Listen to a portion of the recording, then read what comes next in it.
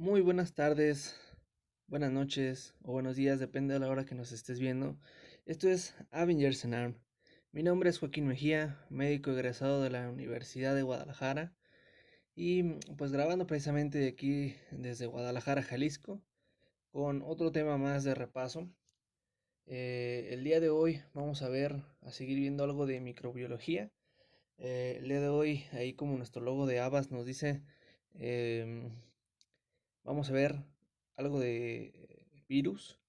A mí me corresponde ver algo de Paramyxoviridae, influenza virus, virus de la rabia, dengue, zika, chikungunya, rubiola y el famosísimo VIH.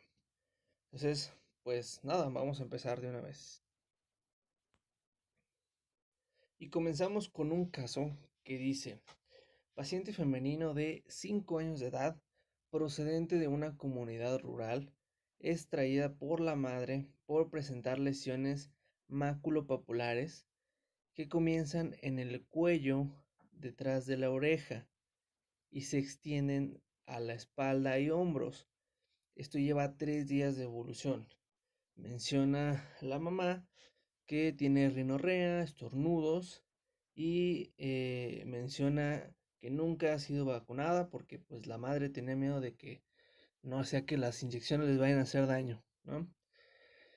¿Cuál es el diagnóstico más probable aquí? Les doy unos minutos, unos segunditos para que lo piensen. Eh, Maculopapulares, pues puede sonar a varicela, puede sonar a sarampión, puede sonar a rubiola. Tal vez el Zika a lo mejor y no es tan maculopopular. No sé. ¿Qué piensan ustedes? Muy bien.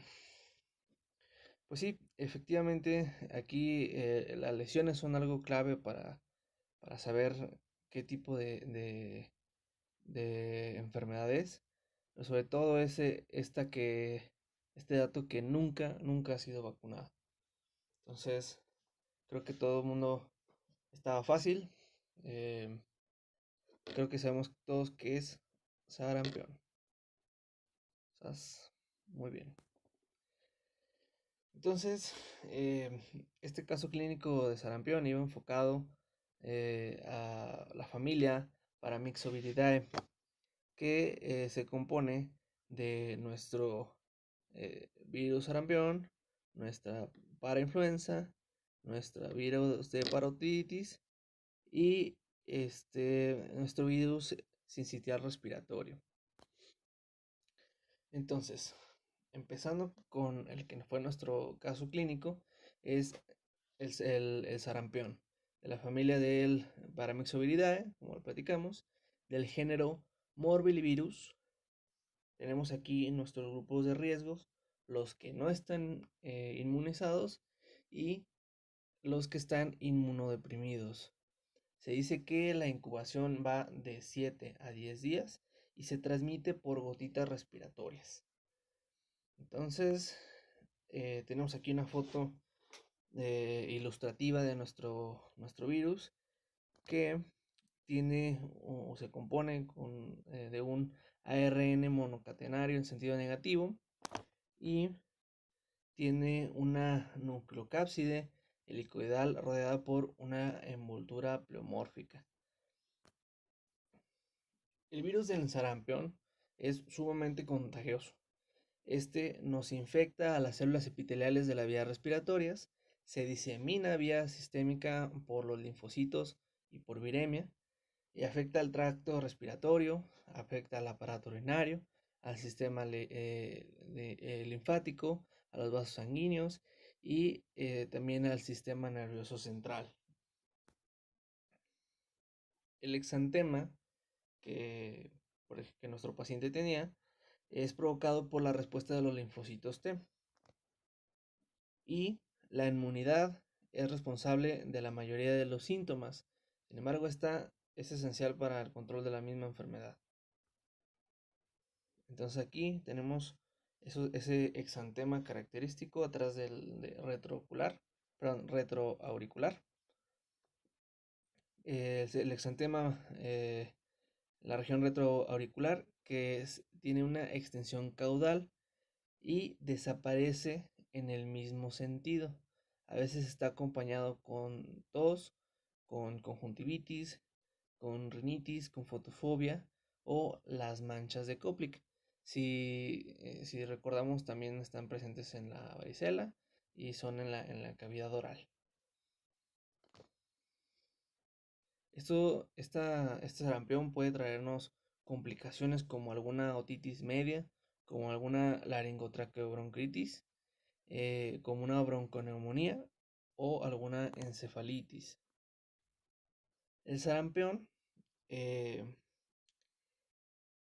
hay una presentación atípica que se caracteriza por un exantema intenso, que son vesículas petequias, púrpuras o urticaria.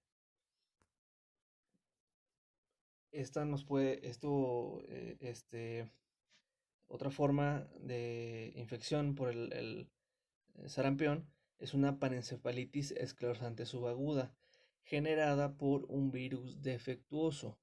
Lo que pasa que a veces cuando el virus entra en la célula al momento de replicarse puede ocurrir una mutación y esa mutación conlleva a que no se replique de la misma manera y nos dé otra clínica.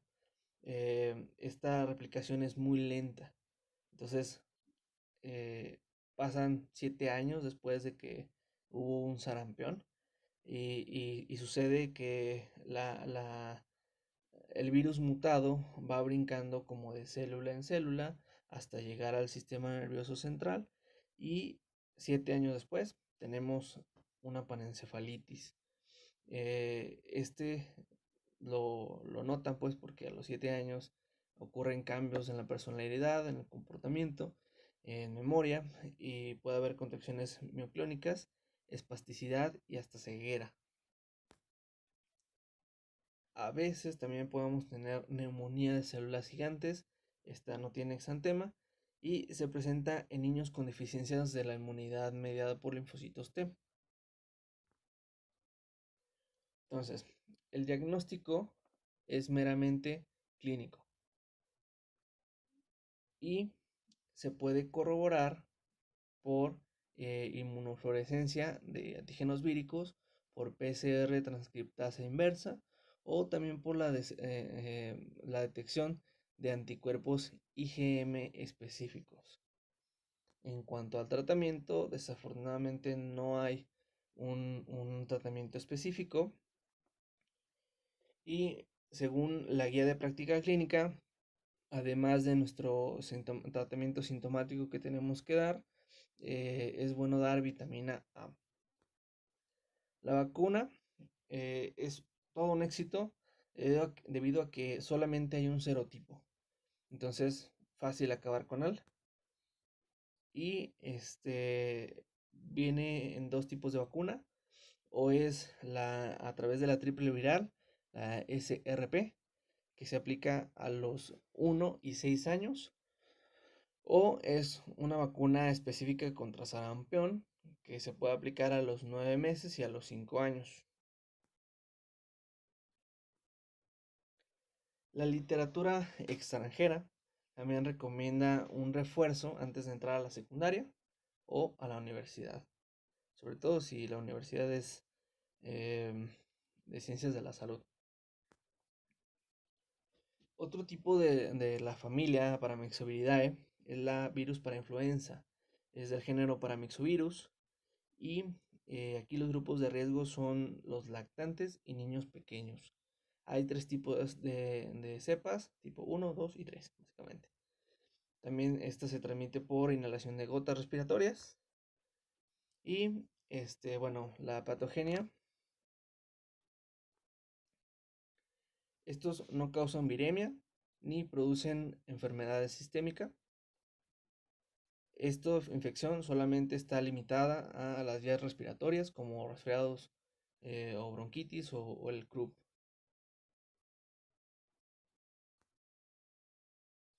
Para el tratamiento, actualmente no se dispone de antivíricos, solamente pues para lo sintomático. En cuanto, por ejemplo, a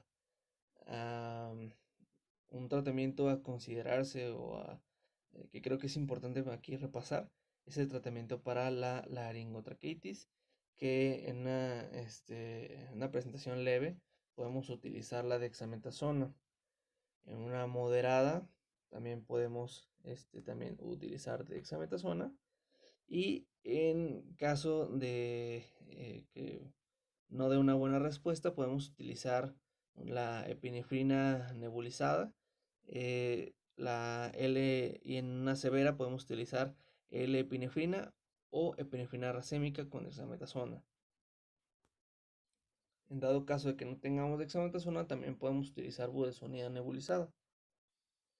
Y pues obviamente hay que mantener la vía permeable y la vía aérea y dar oxígeno suplementario. Aquí no se recomiendan los antibióticos y desafortunadamente no hay vacunas. Después tenemos aquí el virus de la parotiditis. La parotiditis, también del género Paramyxovirus. Los grupos de riesgos están en poblaciones no inmunizadas y inmunodeprimidos, y se da sobre todo al final del invierno y en principios de la primavera. También se transmite vía inhalación de gotas respiratorias y solamente hay una cepa, solamente un serotipo. Aquí las células son infectadas, las células epiteliales de las vías respiratorias. Esto hace que entre la sangre y se disemine a las parótidas, pero también puede llegar a los testículos, a los ovarios, al páncreas, a la tiroides y en general al sistema nervioso central. Aquí nuestra inmunidad celular es la que controla la infección y también la que genera los síntomas. En la clínica, la parotiditis frecuentemente es asintomática, pero si existiera algún síntoma, es la inflamación bilateral y súbita de las glándulas parótidas. Y puede estar acompañada con fiebre. Es bien común, bueno, más o menos común. Yo creo que a mí me ha tocado ver, eh, por año te toca ver unas 3 4 parotiditis que llegan así de que no, pues mire, así amanecí. Y sí es bastante súbita y bastante impresionante. Em, Puede presentar alguna complicación algunos días después. Puede presentar inflamación de otras glándulas como en el epidídimo o en los testículos. En el caso de la mujer, pues el ovario. Puede dar mastitis, puede dar pancreatitis, puede dar tiroiditis o inclusive hasta meningoencefalitis. Es agresiva la, el virus, pues, pero lo más frecuente es que solamente sea la inflamación por sí misma y ya. Aquí un dato a considerar es que la orquitis puede provocar esterilidad permanente y en el sistema nervioso central se ha afectado en un 50%. Y de ese 50%, el 10% desarrolla alguna sintomatología neurológica, el resto no. Para el diagnóstico aquí es meramente clínico, pero podremos confirmarlo con la cuadruplicación del título de anticuerpos específicos, también determinando IgM específica. Podemos utilizar prueba de ELISA, podemos utilizar inmunofluorescencia o inhibición de la hemaglutinación. Este virus también puede ser aislado en saliva 5 días después de los síntomas. O sea, cualquiera de estas pruebas lo podemos utilizar con saliva o también en orina hasta por 2 semanas o en secreciones de faringe o del conducto de Stensen. También pues del líquido cefalorraquídeo. El tratamiento desafortunadamente tampoco se dispone algún antivírico específico y aquí sí tenemos vacuna, que sería también la misma triple viral, a los 1 y 6 años. Otro de la familia Paramyxoviridae es el virus sincitial respiratorio, es un neumovirus y los grupos de riesgo son lactantes y niños pequeños, que son los primeros. Este sincitial es uno de los más comunes en infecciones víricas en lactantes y niños pequeños. Tiene un periodo de incubación de 4 a 5 días y también se transmite vía inhalación de gotas respiratorias. En cuanto a nuestra presentación en niños, podemos tener rinitis febril, faringitis y en niños mayores y adultos podemos tener solamente resfriado común. Ya en formas un poquito más severas podemos tener bronquiolitis y neumonías. Estas pueden coexistir, la bronquiolitis y la neumonía, y cursan con fiebre, tos, disnea, cianosis en los niños pequeños o en los niños menores de 1 año. El diagnóstico es clínico y se puede confirmar con PCR a partir de lavado nasal o con inmunofluorescencia o con enzimo inmunoanálisis. El tratamiento, pues como tal, un antivírico no hay. Podemos dar paracetamol si hay fiebre. Podemos dar salbutamol inhalado, pero aquí lo que no se recomienda es usar broncodilatadores, usar esteroides, usar el Montelukast, usar antihistamínicos, ni vasoconstrictores nasales, ni antibióticos, ni la ribavirina.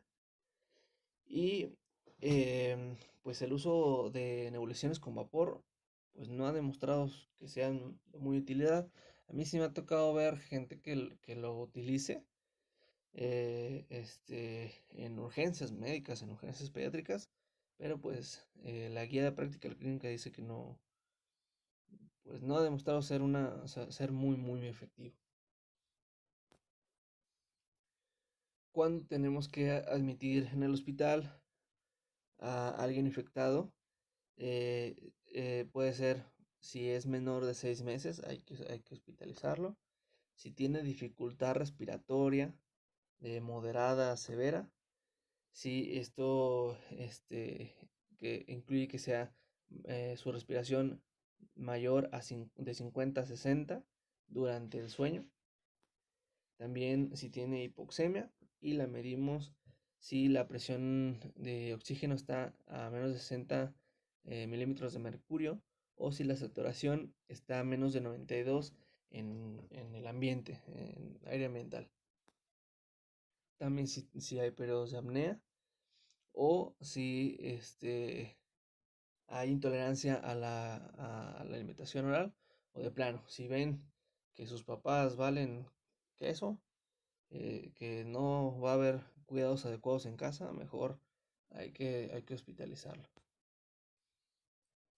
Aquí, bueno, el palivizumab actúa como una manera de prevención en cuadros severos. Se puede indicar en menores de 2 años con enfermedad pulmonar crónica, en infantes de muy bajo peso o que tengan cardiopatías congénitas. Pasamos entonces a la influenza virus.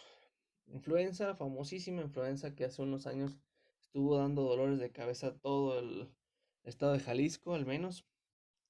Es de la familia de Orthomyxoviridae y tiene 3 cepas, que son la A, la B y la C, de los cuales la A y la B son los únicos que pueden afectar al ser humano. El C, pues más animales, básicamente.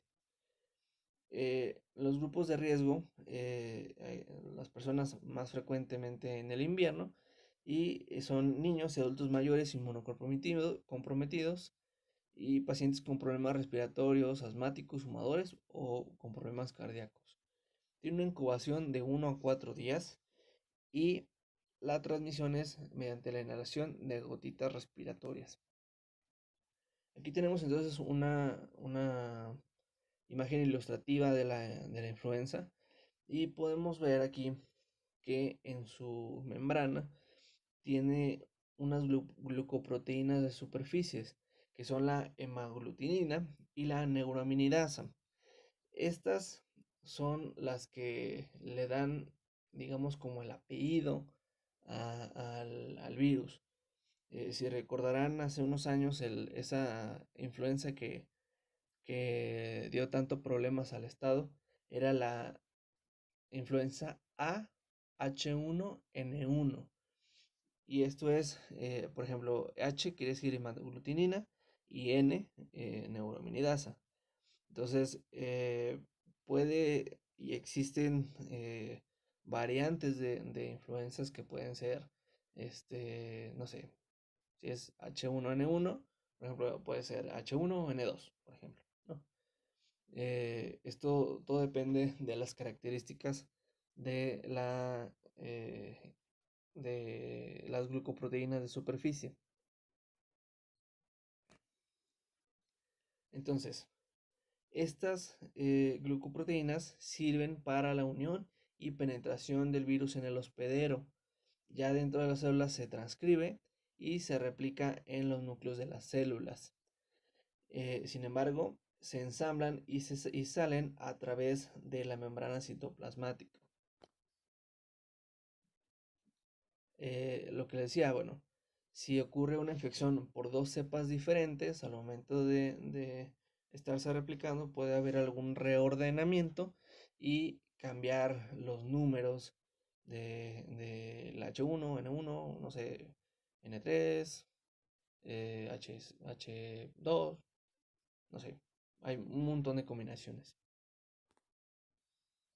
Ahora, los síntomas sistémicos son dados por el interferón y las linfocinas, y las manifestaciones locales por daños a las células epiteliales.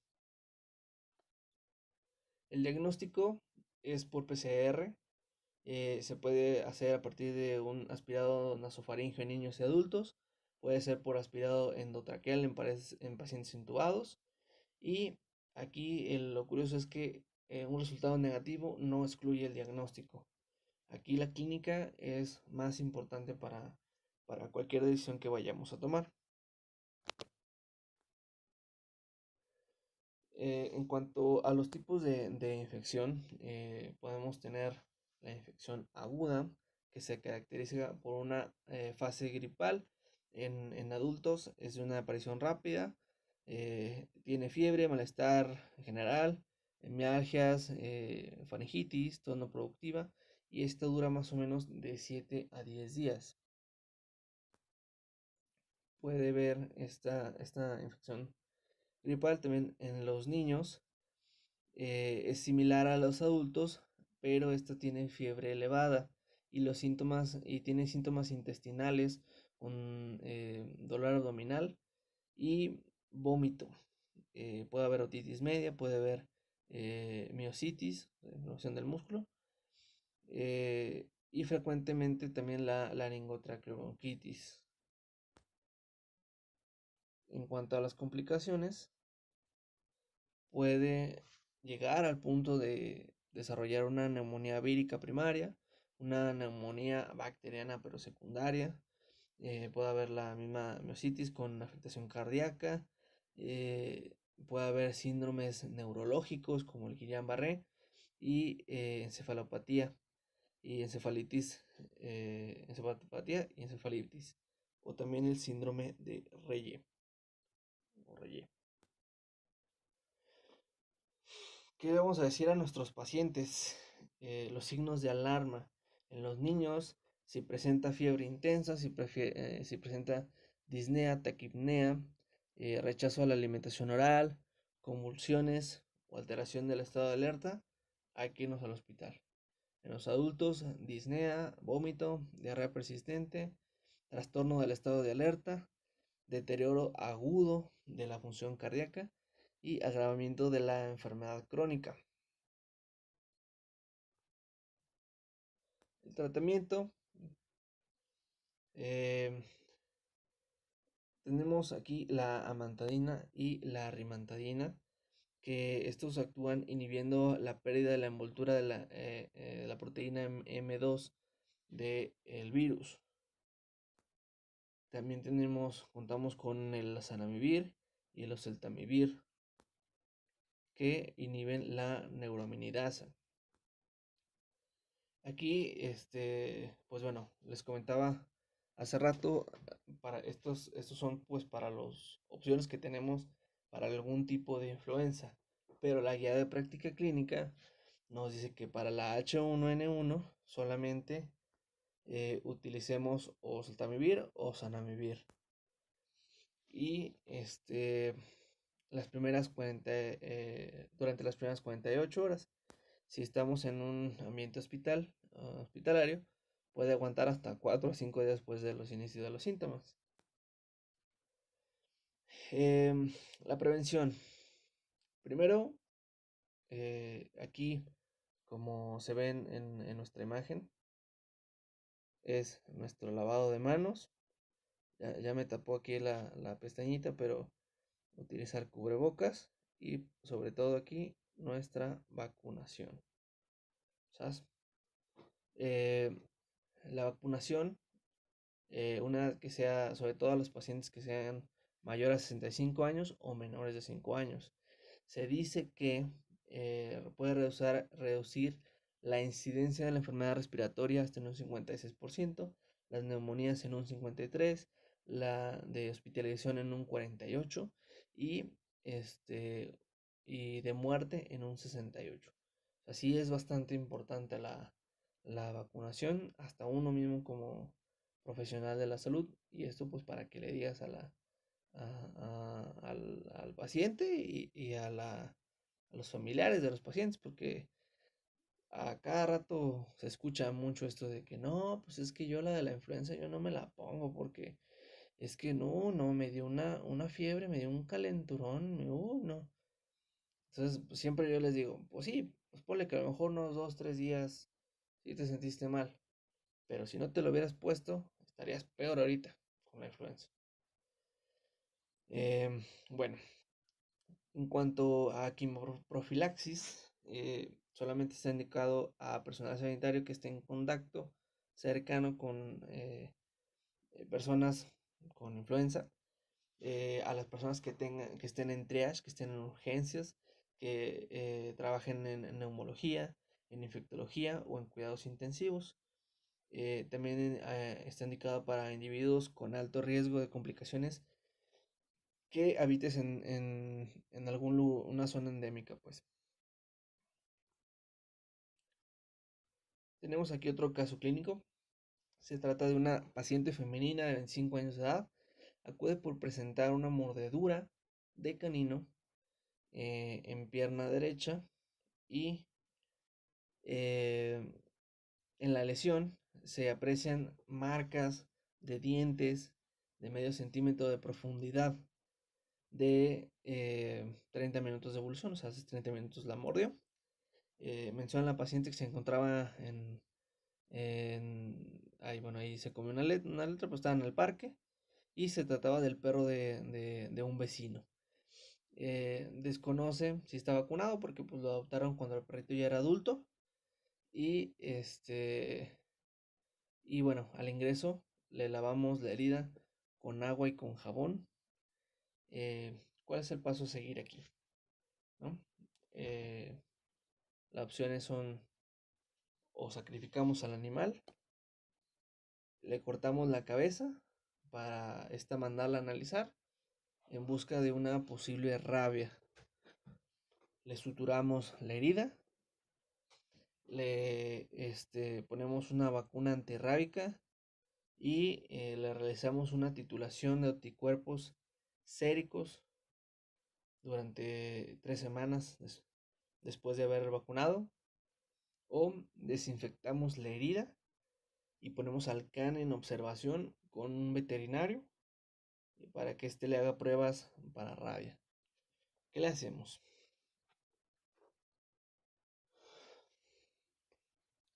Aquí, una pregunta aquí mientras ustedes lo van pensando, eh, es, aquí nos dice que es un canino, pero ¿y si hubiera sido un ratón? ¿Será el mismo manejo? O sea, también tendríamos que, no sé, sacrificarlo. También tendríamos que suturarlo. También tendríamos que, ¿qué tendríamos que hacer? Bueno, ahorita les contesto. Mientras, pues vamos descartando incisos. Pues primero la suturar herida, no, porque eh, sabes que ninguna mordedura, esto yo creo que todo médico lo sabe, ninguna mordedura se sutura, salvo, bueno, si se tiene que suturar, pues eh, tendrías que darle su buena profilaxis antibiótica, pero de preferencia no, si no es necesario no, y pues este tiene medio centímetro, entonces pues como que urgir, que tú digas, qué bruto, cómo urge, pues no, ¿no? Sacrificar al animal, cortar la cabeza, eh, pues fíjate que aunque suena medio bárbaro, sí me tocó en el servicio, sí me tocó en el servicio social, que llegó así la niña con la mordedura y el papá traía una bolsa, ¿no? Así con, oiga, ¿y esto dónde la dejo? Y, ¿qué es eso? Por la cabeza del animal. ¿Cómo crees? Pues sí, pues es que a mí me habían dicho alguna vez mis papás, mis abuelos, que había que sacrificar al animal y cortar la cabeza. Entonces le metió un balazo y le cortó la cabeza. Y ya la traía para que la analizáramos. ¿Cómo ven? No sé, ¿qué tal les suena a ustedes? Bueno, nuestra respuesta correcta es, sin duda, desinfectar la herida y mandar al perrito a que lo analicen. Más adelante les hablaré sobre los pasos a seguir, pero ahorita hasta aquí esa es la respuesta. Sí podrías dar una vacuna siempre y cuando tengas el diagnóstico, pues la identificación de la rabia. Ahorita les explico más a detalle y van a entender mejor. En este caso, es de la familia Rhabdoviridae, del género Lysavirus. Grupos de riesgo, pues básicamente a los que convivan con algún mamífero. Y la incubación está determinada tanto por la dosis infecciosa como por la proximidad al sistema nervioso central. Por ejemplo, acá nuestra niña pues la mordió en la pierna. Entonces, pues está bastante lejos, ¿no? Em, Luego, la transmisión se transmite con la saliva por mordedura de algún animal rabioso. Dice que una fuente secundaria es por virus en el aire que estén en cuevas donde hay murciélagos rabiosos. Aquí está la clave de lo que les preguntaba hace rato. Se transmite mediante saliva. Entonces, les preguntaba hace rato, oye, ¿y si hubiera sido una rata? ¿Qué onda? ¿También? O sea, ¿podríamos sospechar de que tiene rabia? Pues no, porque el virus le gusta estar en nuestras glándulas salivales y se libera precisamente con la saliva. Entonces, los roedores, ningún roedor tiene glándulas salivales. Entonces, ellos no son portadores de la rabia. Ahí nomás para que no los destantien. Entonces, tenemos que nuestro virus tiene una forma de proyectil y tiene una replicación en el citoplasma, en el sitio de la mordedura. Esta una vez que entra y mientras está replicando, eh, tiene un periodo de incubación de semanas o meses. Como les decía hace rato, depende de qué tanto fue la mordida y depende de la inmunidad de cada paciente. Después de ya semanas, meses, pues sí, infecta a los nervios periféricos y asciende hasta el cerebro. Ya una vez en el cerebro, pues provoca los síntomas o puede llegar hasta coma y pues hasta la muerte. Esta infección no provoca una respuesta humoral, sino hasta fases finales de la infección. Ese es un inconveniente pues, bastante grave. La clasificación al virus depende o está de la siguiente manera. Es una no exposición, o sea, que nunca tuviste contacto con algún animal, que no tuviste o que no tuviste lesión y ningún contacto o contacto indirecto, ¿sabes?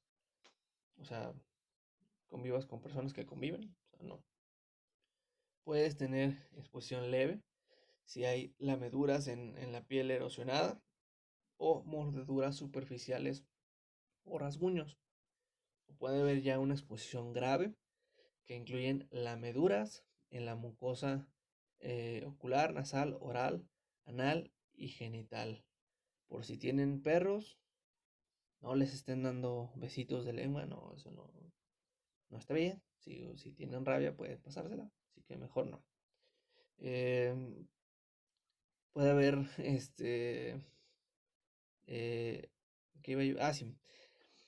La misma exposición grave puede ser también por mordeduras superficiales de la cabeza y cuello, miembros superiores, genitales y genitales, sí. Puede haber por mordeduras múltiples o mordeduras profundas y si hay alguna agresión de algún animal silvestre, como algún murciélago, algún zorrillo, algún mapache, algún coyote o cualquier animal que sea no identificado, ¿sabes? Ese tipo de mordeduras son exposiciones graves. Así, si recordamos un poquito a nuestra paciente, pues tenía una exposición leve, porque fue apenas una mordedura superficial, o sea, sí clavó los dientes, pero no tanto. Entonces, la progresión de la rabia es de la siguiente manera. Hay un periodo de incubación que va desde los 60 hasta 365 días. Hasta un año se puede llegar. Es asintomática. Y es aquí cuando el virus está en el músculo. Está apenas replicándose. Tranquilo. Luego existe una fase prodrómica que va de 2 a 10 días, donde ya pueden presentarse fiebre, náusea, vómito, anorexia, cefalea, letargo, dolor, parestesias y sí, esto en el lugar de la aplicación, de la mordedura, perdón. Hasta aquí el virus ya está en el sistema nervioso central y apenas va entrando al cerebro. Luego tenemos una fase neurológica que comprende unos 2 a 7 días, donde ya hay una hidrofobia, ya hay espasmos faringios, ya hay hiperactividad, ansiedad, depresión, parálisis, descoordinación, confusión, delirio, convulsiones. Y aquí ya el virus ya está en el cerebro completamente y puede estar en otros puntos, los puedes identificar con títulos altos de anticuerpos. Eh, ya después de esto sigue una fase que es la coma. Puede ser desde horas hasta 14 días y esto puede llevar pues, a un coma, a un paro cardíaco, a hipotensión arterial, a hipoventilación y infecciones secundarias. estos ya pues obviamente es más diseminada hasta la infección. Por último, pues la muerte. Ahora, no quiere decir que si te mordió un perro rabioso ya valiste queso, o sea, no es. Esto es en dado caso de que no se tome ninguna acción y que sí sea un animal infectado, eso es lo que pasaría. Entonces, ¿y si te muerde un perro, sabrías qué hacer? O sea, obviamente como médico. No, bueno, sencillo. La norma oficial dice que a todas las mordeduras o lesiones provocadas por animales necesitamos lavar la lesión con agua y jabón a chorro por 10 minutos. En nuestro paciente, si se acuerdan, ya lo habíamos hecho. Eso era lo único que habíamos hecho, de hecho. Si hubo una lesión en el ojo, hay que lavar con destilación profusa, con solución fisiológica durante 5 minutos. Una vez lavado, hay que desinfectar la herida con agua oxigenada, con alcohol, con tintura, con alguna solución de yodo, o con una solución acuosa de amonio cuaternario al 1%. Una vez desinfectada, aquí, bueno, antes de seguir, lo que les comentaba, la sutura de la herida hay que dejarse para después. Si es necesario, inmediatamente hay que aplicar el suero antirrábico por si las dudas y pues contemplar, valorar si necesita antibióticos y la vacuna del tétanos. Eso sobre todo en las heridas que las veas muy contaminadas o que sean profundas, que sean como punzantes, que no puedas llegar tan fácil como con el jamoncito, la gasita. Mejor damos antibióticos, ¿sabes? Le secamos con gasitas estériles y le cubrimos en caso de ser necesario. El animal, esto es a la par de lo que hacemos después de la curación. El animal tiene que ser puesto en observación durante 10 días con un veterinario, un zootecnista, para que haga pruebas de laboratorio y vea si el perrito tiene rabia. Obviamente, si tiene rabia, pues ya te lo pasó a ti. ¿Entendiste? Ok, muy bien. El tratamiento. Te platicaba hace rato que la, la periodo de incubación pues era muy lento. Entonces, debido a que es muy lento, la misma vacuna puede ser el tratamiento. No sé si me doy a entender. O sea, va un poquito lento la replicación y tarda más ellos en replicarse que tu cuerpo en hacer anticuerpos que le den en la torre a los virus. Entonces, la vacunación humana se hace con dos tipos de vacuna, que son vacuna de cerebro de ratón lactante, tipo Fuensanida, y una de vacuna que se cultiva en células, y también es como para ayudarte con anticuerpos. Una vez que se hace, que esto, obviamente la vacunación la tenemos en cuenta cuando ya eh, nuestro veterinario nos dijo, ¿sabes qué? Si tienes rabia, te vacunamos y después de la vacunación te hacemos, ahora sí, una titulación de anticuerpos séricos 3 semanas después de que te dieron la última vacuna. Entonces, si es normal, ya la hiciste. Si no es normal, entonces tenemos que dar una dosis más y realizar una titulación o 3 semanas después. ¿Va? Entonces, ¿es normal? Ya la hiciste. No es normal, entonces lo que tienes que hacer es un control semestral de la titulación de anticuerpos y y tienes que trabajar ya pues en condiciones de bajo riesgo, o sea, o si te dedicas a cuidar perros, pues creo que ya no vas a poder hacerlo. El dengue. Otro que nos estuvo dando guerra durante un tiempo considerable, el dengue, de la familia Flaviviridae. eh, Tiene serotipos que serían el DEN1, DEN2, DEN3, DEN4. En este caso, tiene una prevalencia de ataque, el vector, que es de 1 a 10 personas por cada 1000 personas al año. En lugares que son endémicos, como los países tropicales o subtropicales, la tasa va de los 22 a los 292 por cada 1000 personas. Esto tiene una incubación de 3 a 10 días y la transmisión pues es a través de el mosquito Aedes aegypti. Aquí, después de la picadura, el virus se replica en los ganglios linfáticos y se disemina por la sangre y vías linfáticas a otros tejidos. Existen 4 fases de la enfermedad. Primero, la incubación, que son de 3 a 10 días. Después, una fase febril, que dura de 2 a 7 días. Y después, una fase crítica o de fuga plasmática, que va entre el tercero y séptimo día del día de la fiebre.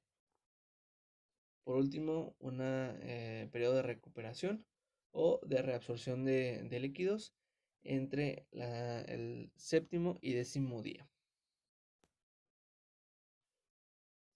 Eh, Existen pues varios tipos o una clasificación básicamente respecto a los síntomas, que son una fiebre, una puede ser solamente fiebre indiferenciada, otra puede ser el dengue clásico, el famosísimo dengue rompehuesos, que se caracteriza por enfermedad febril, cefalea, dolor retroorbitario, fatiga, síntomas respiratorios, tos, tornudos, mocos, síntomas gastrointestinales leves, mialgias, artralgias y una erupción maculopapular le llaman en islas blancas en Mar Rojo. Si ven en la imagen, todo se ve así como rojo, nada más como con manchitas blancas.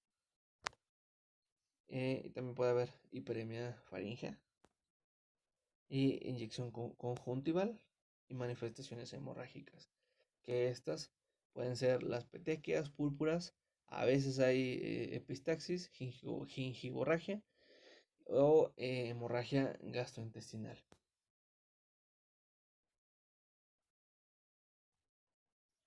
En el embarazo también puede dar dengue y se asocia con trabajo de parto prematuro, con hemorragia uterina y esta hemorragia uterina puede terminar en una muerte intrauterina o una muerte neonatal.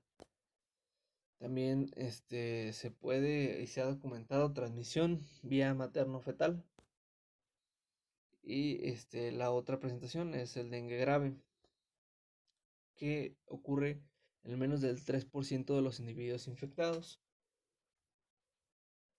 Este dengue grave es donde ocurre esa fuga plasmática, donde las proteínas en sangre disminuyen, donde ocurre edema, ascitis, derrame pericárdico, trombocitopenia, que también nos puede a su vez darnos manifestaciones como petequias, equimosis, hemorragias mucosas, en las mucosas, perdón, y sangrado gastrointestinal. Puede esto progresar a choque. Los signos de alarma que tenemos que decirle a nuestro paciente es dolor abdominal, vómito persistente, defervescencia abrupta. Defervescencia quiere decir disminución de la fiebre abrupta. Digamos, en un paciente que no estuviera febril, pues sería hipotermia. Pero como este tiene fiebre, pues entonces solamente se le baja, pero es así como que muy, muy rápido. Puede haber cambios en el estado mental y puede haber cambios en la dificultad respiratoria, hipotensión o choque. Cualquiera de esas cosas, pues es para meterse al hospital. El diagnóstico también aquí tiene una gran parte clínica, pero el abordaje primario es una biometría hemática. O sea, esto hablamos del el dengue clásico, el que no es grave. Y si depende pues de la evolución de nuestro paciente, podemos utilizar, echar mano de pruebas de función hepática, de glucemia, de electrolitos, de bicarbonato o lactato, de enzimas cardíacas, de electrocardiograma o de densidad urinaria. En algunos casos atípicos podemos también identificar el dengue por detección de antígeno NS1. También por anticuerpos, ahí me falló el autocorrector, es IgM en el del sexto al 35, al día número 35. O también la IgG, si IgM es negativo. También se puede aislar el dengue a partir del líquido cefalorraquídeo o biopsia hepática, y lo identificaremos pues con un PCR. El tratamiento respecto al dengue no grave es la hidratación, control térmico y pues paracetamol. Además, tenemos que evitar medicamentos intramusculares, demás AINES que no sean paracetamol y esteroides. Hay que evitar las inmunoglobulinas y hay que evitar antivirales. Aquí en este caso, pues te digo, nada más es descansa y dar medicamentos para los síntomas. Respecto a el dengue grave, si tienes que dar como que también ya en el hospital su paracetamol, igual, su hidratación, control térmico, pero depende, ya en el grave tenemos trastornos hemorrágicos y de trombocitopenia más considerables. Entonces, aquí podemos pensar en alguna transfusión de sangre de contenido eritrocitario, siempre y cuando la hemoglobina sea menor a 7 o tengas una hemorragia severa o tengas una acidosis metabólica persistente. Ahí pensaríamos en una transfusión. También podemos utilizar plaquetas siempre y cuando tengamos menos de 5000 plaquetas o que las plaquetas vayan de 5000 a 30000, pero si tenemos un riesgo significativo de hemorragia, hay que prevenirla con las plaquetas. Por último, si vamos a hacer algún procedimiento quirúrgico o invasivo, hay que poner plaquetas aún cuando esté las plaquetas en más de 5000, sea cual sea el valor. Hay que prevenir. Luego, vamos a hablar algo del virus del Zika. Este no venía en el programa, pero como empezamos a hablar de dengue y vamos a hablar de chikungunya, pues dije, bueno, vamos a ponerlo, ¿por qué no? El Zika es de la familia Flaviviridae, el género Flavivirus. Sus grupos de riesgo son parecidos al dengue y al chikungunya. Tiene en cuanto a su periodo de incubación, una incubación extrínseca, esto hablando pues en los vectores, de más o menos 15 días, y una incubación intrínseca de 3 a 10 días.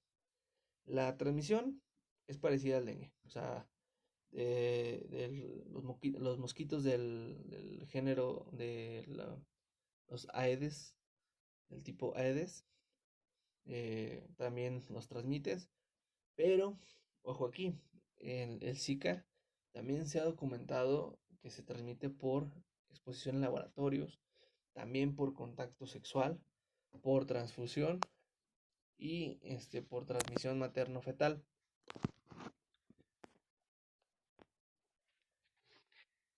El virus del Zika infecta fibroblastos dérmicos, queratinocitos epidérmicos y células dendríticas inmaduras. Gracias a algunos factores de entrada y adhesión que tienen, se forman autofagosomas para meterse a la célula, pero aquí el ciclo de replicación pues no está muy bien descrito.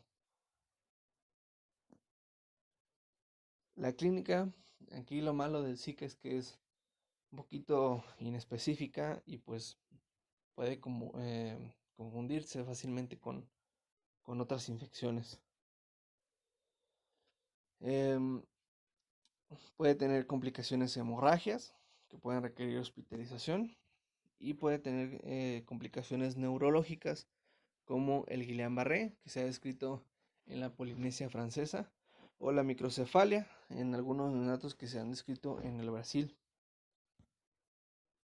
El diagnóstico lo vamos a dividir en dos, si es caso sospechoso o un caso confirmado. Un caso sospechoso, hablamos de que tenga erupción cutánea, como vimos en en la diapositiva de inicio de Zika, más una temperatura que sobrepase los 37.2 grados centígrados, más un síntoma de los siguientes: artralgia y mialgia, conjuntivitis no purulenta, hiperemia conjuntival, o cefalea o malestar. Cualquiera de esos síntomas, más los otros dos que ya hablamos, podemos tener aquí un caso sospechoso. ¿Cuándo confirmamos un caso? Cuando tenemos un caso sospechoso más la positividad de alguna prueba de laboratorio específica para Zika, como el diagnóstico por PCR o serológico, aunque la serología aquí no es muy sensible, entonces nos iríamos más por el PCR. En cuanto a los paraclínicos, aquí podemos encontrar linfocitos activados, podemos encontrar trombocitopenia, albuminemia, elevación de aminotransferasas y pigmentos biliares en la orina. El tratamiento, lamentablemente, tampoco no se cuenta con un antivírico específico, pero se recomienda el uso del paracetamol si hay fiebre, el uso de antihistamínicos, de consumo de líquidos y de aislamiento para que no haya más contacto con los otros mosquitos y obviamente pues no se disemine, no haya contagio a otras personas cercanas al paciente. Aquí lo que no se recomienda es el ácido acetilsalicílico, básicamente por su acción anticoagulante. Nos agravaría el proceso.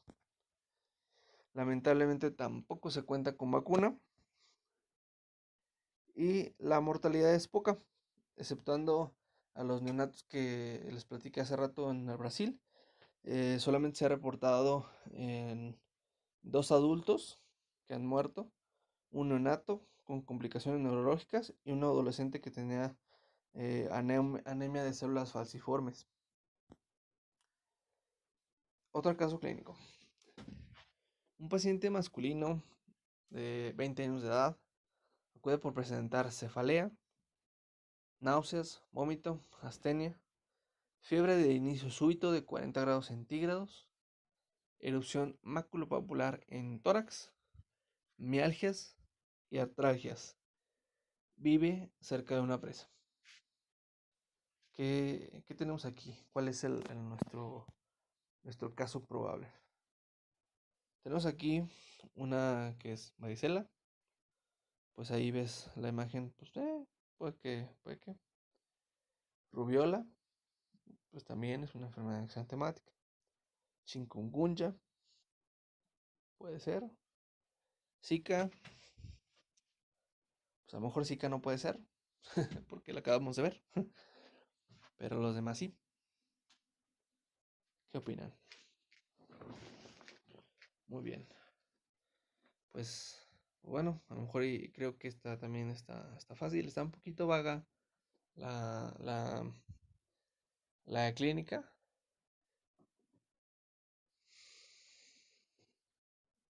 Pero ya por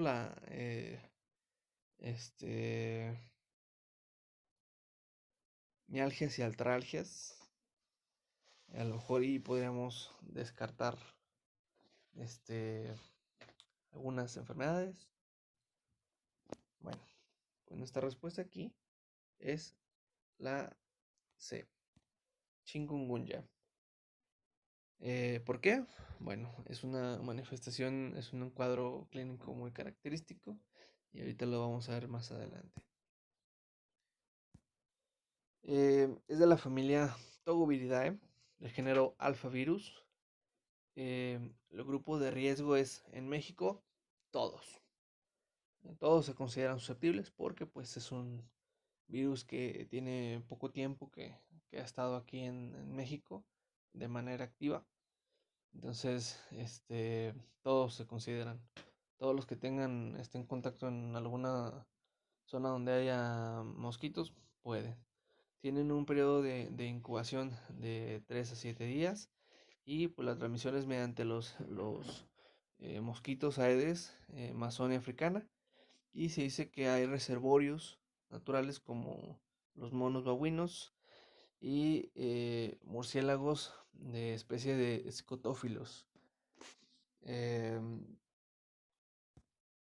La clínica, como lo vamos a ver, es fiebre de inicio súbito mayor a 39, como en nuestro paciente.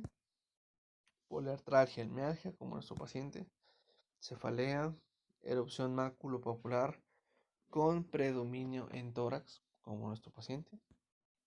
Náuseas, vómito, como nuestro paciente. Conjuntivitis, no lo tenía. Y fenómeno de Raynaud, tampoco lo tenía. Astenia, sí. Y ya. Nuestro diagnóstico aquí, pues es clínico. La confirmación podríamos utilizarnos si es dudoso, con un PCR o con la positividad de IgM, o con la seroconversión o cuadruplicación de títulos. También podemos diagnosticarla por inhibición de la hemaglutinación o por ELISA. Aquí también lo vamos a dividir. Podemos tener aquí un caso sospechoso cuando un paciente tiene síntomas compatibles y una asociación epidemiológica. A lo mejor aquí en el caso me faltó una de que no, pues no sé, vive en una zona endémica, pero tenía todos los síntomas compatibles. Un caso confirmado es cuando ya tiene nuestro caso sospechoso más los criterios virológicos o serológicos que ya antes les mencionamos. Los signos de alarma, son dolor persistente, mareo postural, hipotermia, oliguria, vómito constante, hipotensión arterial, alteración del estado de alerta e insuficiencia respiratoria. El tratamiento, pues tampoco hay un antivírico como tal, es solo paracetamol, hidratación y reposo. Muy bien, continuamos con el virus de la rubiola. Es de la familia Toboviridae, del género rotavirus. Los grupos de riesgo son los niños y adultos no vacunados. Tiene una incubación de 2 semanas de duración y se transmite mediante gotas respiratorias. En cuanto aquí a su ciclo, este también se divide en el citoplasma, sale de la célula por gemación, infecta a vías respiratorias superiores, se disemina por ganglios linfáticos y posteriormente genera viremia en todo el cuerpo. Este es el agente etiológico de la robiola o sarampión alemán. Sus manifestaciones clínicas los podemos aquí ver en la enfermedad infantil, que es un exantema maculopapuloso, rojo, rosado, normalmente en la cara, y se extiende en sentido caudal. Puede ocurrir fiebre baja, adenopatía retroauricular, cefalea, mialgias por 3 días y complicaciones. En cuanto a las complicaciones, podemos tener manifestaciones articulares, púrpura trombocitopénica y encefalitis.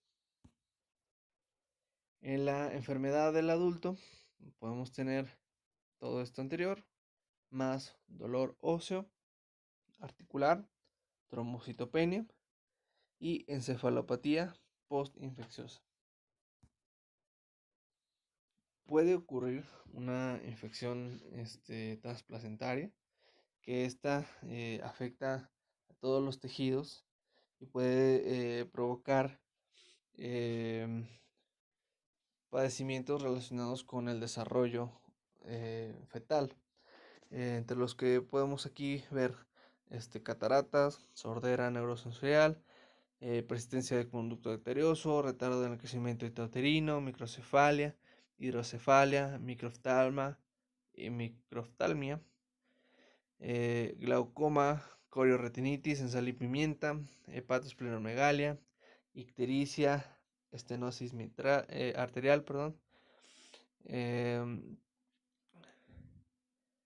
carditis, desórdenes conductuales, meningoencefalitis, retardo mental, erupción en pastel de arándano, petequias, anemia, trombocitopenia, leucopenia, linfadenopatía, lucidez metafisiaria, deficiencias de células B y T, osteitis y neumonitis. El diagnóstico se puede hacer por PCR retrotranscriptasa y se confirma por la presencia de IgM específica. El tratamiento, lamentablemente tampoco se cuenta con un tratamiento específico, y la prevención es muy buena porque también solo existe un serotipo. Se hace a través de la vacuna triple viral y se aplica a los años 1 y 6. Muy bien, ya estamos casi al final. Aquí les presento un caso clínico. Este es un masculino de 30 años de edad. Acude por presentar disfagia, dolor en paladar, anorexia de 7 días de evolución, fiebre no cuantificada, y hace 3 días, la fiebre lleva 3 días. Como antecedente menciona que hace 7 años consume heroína de manera ocasional y pues tiene parejas sexuales múltiples. A la exploración se encuentra el siguiente hallazgo. Y vemos aquí las lesiones. ¿Cuál sería nuestro diagnóstico aquí? Los dejo para que piensen un poquito. Puede ser candidiasis o puede ser faringitis. O sea, a lo mejor y pues como veo las características de esa lesión, pues no parecen como tal algún exudado. Entonces, a lo mejor y las faringitis, pues yo las haría a un lado y me quedaré con las candidiasis. Pero, ¿qué tiene? ¿VIH o tiene SIDA? Bueno, pues está muy fácil esta pregunta. Obviamente tiene candidiasis y SIDA. Ahorita vamos a ver cómo las diferenciamos.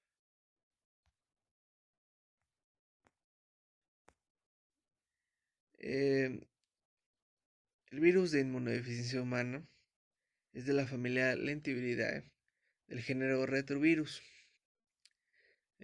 Aquí, pues es una epidemia mundial con adultos de los 25 a los 44 años. Em, si, si recuerdan, nuestro paciente tenía 30, entonces está más o menos ahí en la edad. Las poblaciones de alto riesgo son hombres homosexuales, bisexuales, nada que ver con conceptos de homofobia y nada de eso, simplemente pues es lo que la guía maneja. También usuarios de drogas intravenosas, como aquí la heroína, y parejas sexuales eh, pues múltiples, o sea, puede ser también prostitutas o trabajadores de la salud. Antes yo me acuerdo que decían de que las personas con tatuajes también eran muy susceptibles. Sin embargo, pues esto se ha ido erradicando mientras se ha incrementado la higiene de las tatuadoras, ¿no? Se dice que el 2% de la población infectada pues con SIDA son pediátricos, de los cuales el 80% es mediante transmisión perinatal. Aquí tiene, tenemos dos tipos de incubación. La primera es una infección que ocurre de manera aguda, que va de 3 a 6 semanas después de la, de la infección, pues, de que el virus llegó a tu cuerpo. Pero esa fase pasa, ahorita vamos a hablar de ella un poquito más a fondo. Y 7 a 10 años después puede aparecer el SIDA como tal. Entonces, si te fijas, indirectamente nos dice que el amigo empezó a utilizar heroína hace 7 años. Entonces, pues ya podemos pensar que se trata de SIDA por esa parte también. Y bueno, la infección más común es por contacto sexual o por inoculación parental, o sea, mediante algún parto. Sin embargo, pues obviamente no hay que hacer a un lado esto de compartir agujas, esto de las transfusiones, que cada vez eso se ha ido más en desuso, pues en frecuencia, puesto que cada vez pues la ciencia avanza y tienen cada vez más cuidado en las transfusiones, en cómo tratar la sangre y todo. Entonces tenemos aquí una figura ilustrativa de nuestro virus del VIH, que contiene dos cadenas de ARN y tiene enzimas como son integrasas y transcriptasas que ayudan a la replicación del virus, que están envueltas por una cápside y esta a su vez una envoltura que tiene también en la superficie unas glucoproteínas. Esas glucoproteínas son la GP120 y la GP41. Estas dos interactúan con el receptor CD4 y entra así al genoma vírico. El genoma vírico entra al citoplasma. Una vez dentro de las células también entra al torrente sanguíneo y esto lo lleva a vasos, a ganglios linfáticos o al vaso que pues lo adoptan ahí como un reservorio y sobre todo ahí porque hay células de memoria y como son de larga vida pues ahí están bien a gusto. Ya adentro integran su genoma al hospedero y básicamente lo usan como maquila para que se replique el virus y se disemine a otras. Esto condiciona que hay una depresión de células T.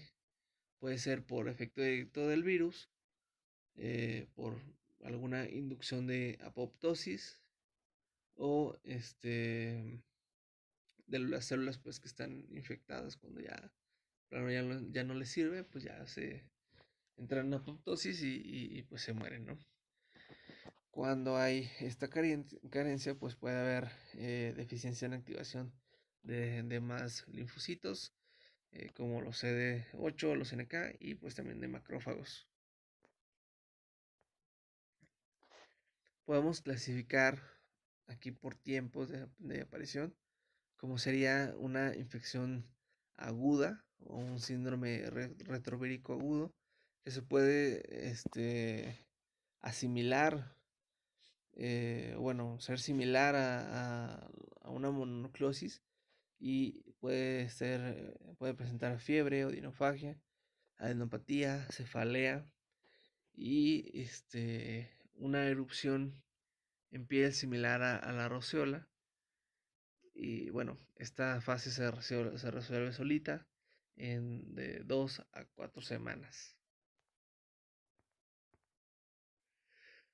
O tenemos ya como tal el SIDA establecido, perdónenme, que se caracteriza por una linfadenopatía, por pérdidas por diarrea, puede haber cambios cutáneos y puede haber una presentación de enfermedades indicadoras de SIDA, como en este caso puede haber por protozoarios, que incluyen las enteritis por Cryptosporidium o Isospora, Pneumocystis jirovecii, Toxoplasma o Strongyloides.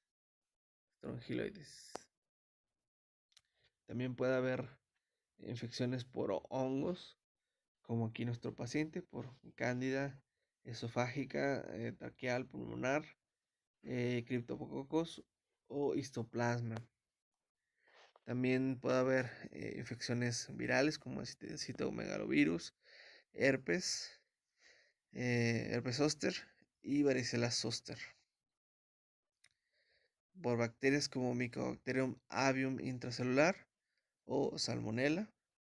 Y pues también como algunas neoplasias, como sería el sarcoma de Kaposi en menores de 60 años, linfoma no Hodgkin de células B de alto grado, linfoma primario del sistema nervioso central, linfoma Burkitt, linfoma no Hodgkin indiferenciado, linfoma inmunoblástico,